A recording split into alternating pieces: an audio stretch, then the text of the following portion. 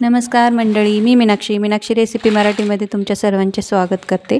तर मंडळी, आज आपण होळी विशेष 2 नमकीनचे पदार्थ करणार आहोत। तेही एकदम वेगळ्या आणि एकदम वेगळ्या चवीचे आहेत। दोन्ही पदार्थ एकदम वेगवेगळे आहेत आणि तितकेच चवदार आहेत। तुम्ही हे दोन्ही पदार्थ जर घरच्या घरी बनवले तर तुम्हाला बाहेरून विकत आणायची तर गरजच पडणार नाही। आणि आपली ही रेसिपी जी आहे का एकदम भरपूर टिप्स आणि ट्रिक्स सहित आहे। तर व्हिडिओ स्किप न करता तुम्ही शेवटपर्यंत नक्की बघा। तर रेसिपीकडे वळूयात। तर आता पहिली रेसिपी बघूयात। तर इथे गॅसवर कढई ठेवलेली आहे आणि त्याच्यामध्ये आपल्याला पाणी ओतून घ्यायचं आहे। तर इथे आपल्याला एकाच भांड्याने पाणी आणि आपण जो दुसरा पदार्थ घेणार आहोत का ते एकाच भांड्याने मोजून घ्यायचं आहे। तर इथे मी 2 वाट्या आणि वरती अर्धी वाटी असं 2.5 वाटी पाणी घातलेलं आहे। तर या पाण्याला काय करायचं आहे, आपल्याला एक खळखळून उकळी काढून घ्यायची आहे आणि नंतरच आपल्याला पुढचा पदार्थ घालायचा आहे। तर आता चवीनुसार मीठ टाकून घेऊयात आणि याला छान असं उकळी आल्यानंतर आता गॅस आपल्याला कमी करून घ्यायचा आहे आणि आता ह्याच्यामध्ये आपल्याला 2 वाटी रवा घालायचा आहे। रवा घातल्यानंतर याला व्यवस्थित असं मिक्स करून घ्यायचं आहे। आपला गॅस आणखीनही सुरूच आहे।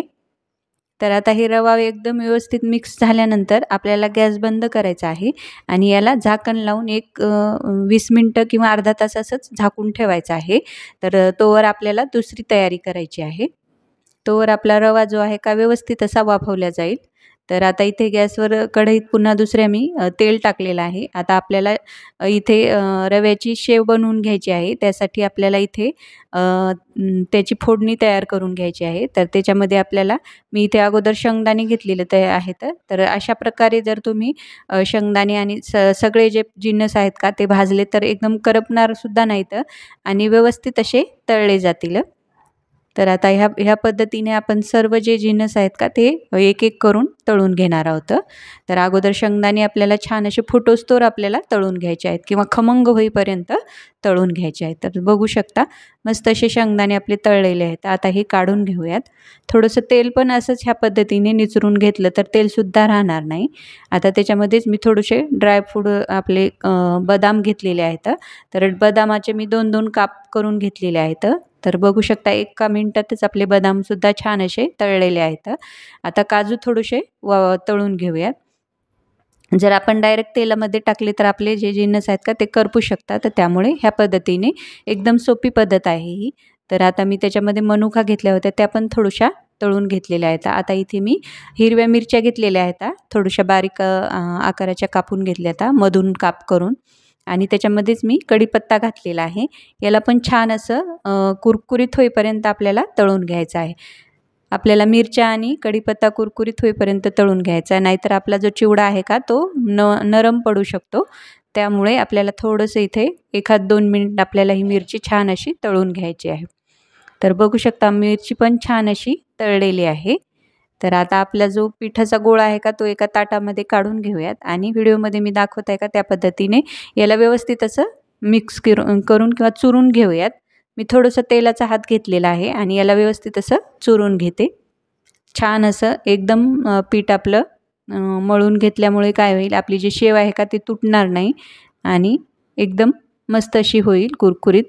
तर आता थोडंसं मी साचा घेतलेला आहे शेवचा, त्याला थोडंसं तेल लावून घ्यायचं आहे आणि आता आपला जो पिठाचा गोळा आहे का तो ह्या शेवच्या साच्यामध्ये टाकून घ्यायचा आहे आणि मी गॅसवर तेलसुद्धा तापायला ठेवलेलं आहे। तर आता आपण काय करूयात, ह्या साच्याने आपल्याला शेव पाडून घ्यायची आहे। तर जर तुम्हाला जास्त जाडवाली शेव नसेल पाहिजे तर तुम्ही बारीकवाली चाळणीसुद्धा टाकू शकता।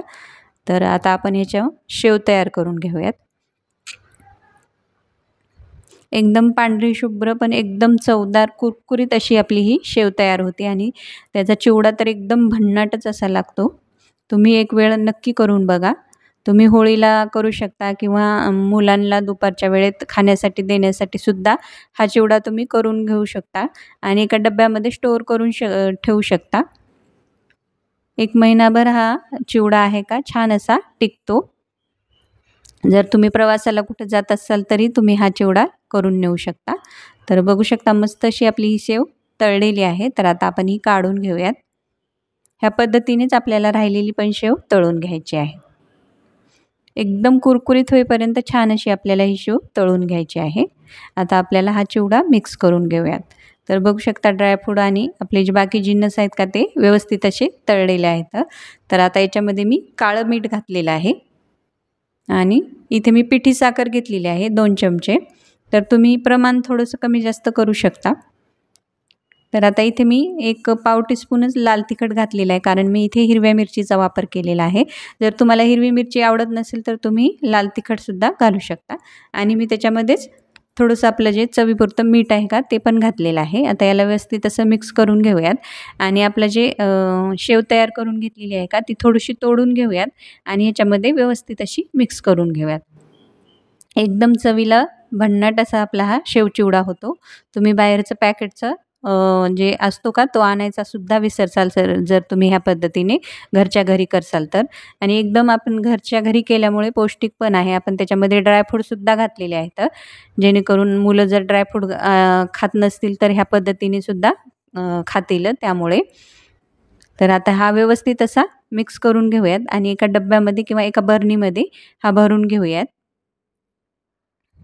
बघू शकता मस्त असा आपला हा चिवडा तयार आहे. आपण या बरणीमध्ये भरून ठेवूयात. बघू शकता भन्नाट असा दिसतोय आणि चवीला तर तेवढाच अप्रतिम असा झालेला आहे. तर तुम्ही हा चिवडा नक्की ट्राय करून बघा आणि मला कमेंट करून नक्की सांगा. तर आता आपण लगेच दुसऱ्या रेसिपीला सुद्धा सुरुवात करणार आहोत. तर ह्या पद्धतीने आपण हा चिवडा भरून ठेवूयात. एकदम असा लवकरात लवकर संपून जातो हा चिवडा. तर आता दुसऱ्या रेसिपीला सुरुवात करूयात. तर दुसरी रेसिपी पण आपली तेवढीच पौष्टिक आहे, कारण आपण ही मूग डाळीपासून बनवत आहोत. तर इथे मी मूग डाळ 2 ते 3 तास भिजत घातली होती. आता ते पाणी निथळून काढून ते डाळ आहे का ती एका मिक्सरच्या भांड्यात काढायची. त्याच्यामध्ये अर्धा चमचा जिरं टाकायचं आणि त्याला बारीक असं वाटून घ्यायचं आहे. आता त्याच्यामध्येच मी इथे 1 चमचाभर ओवा टाकून घेते. जर तुम्हाला हिरवी मिरची आवडत असेल तर तुम्ही एखाद मिरचीसुद्धा त्याच्यामध्ये घालू शकता. पण मी थोडंसं इथे लाल तिखट घातलेलं आहे. एक अर्धा चमचा मी लाल तिखट घातलेला आहे आणि इथे पाव टीस्पून मी हळद पावडर घातलेला आहे. आता याला व्यवस्थित असं मिक्स करून घेऊयात. चवीनुसार मीठसुद्धा आपण टाकून घेऊयात.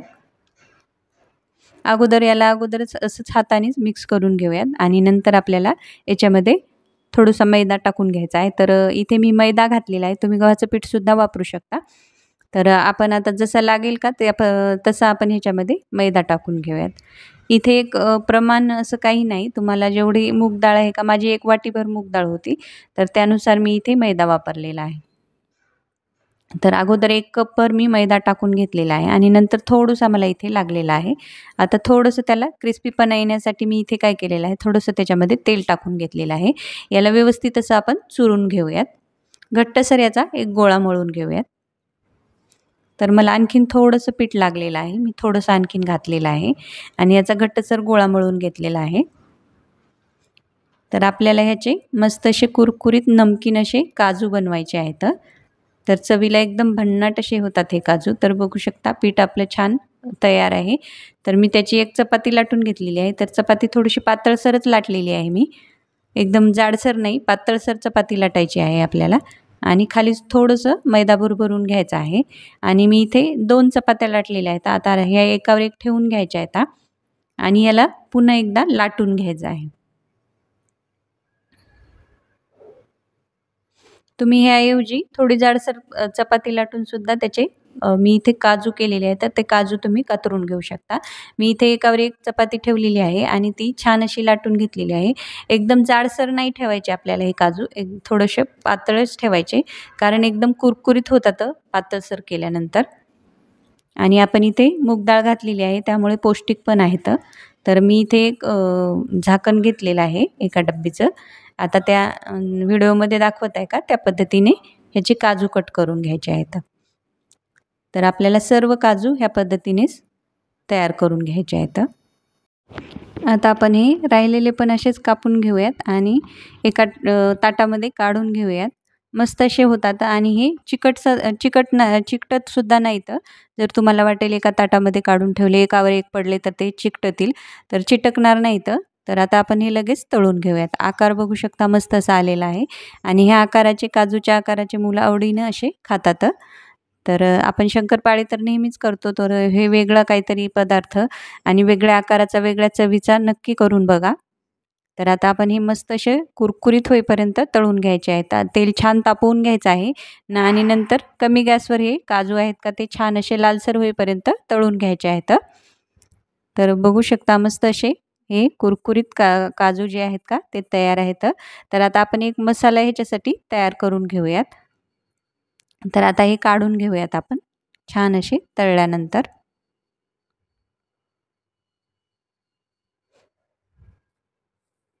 तर बघू शकता आता इथे मी लाल तिखट घेतलेला आहे, चाट मसाला घेतलेला आहे अर्धा चमचा आणि अर्धा चमचा लाल तिखट.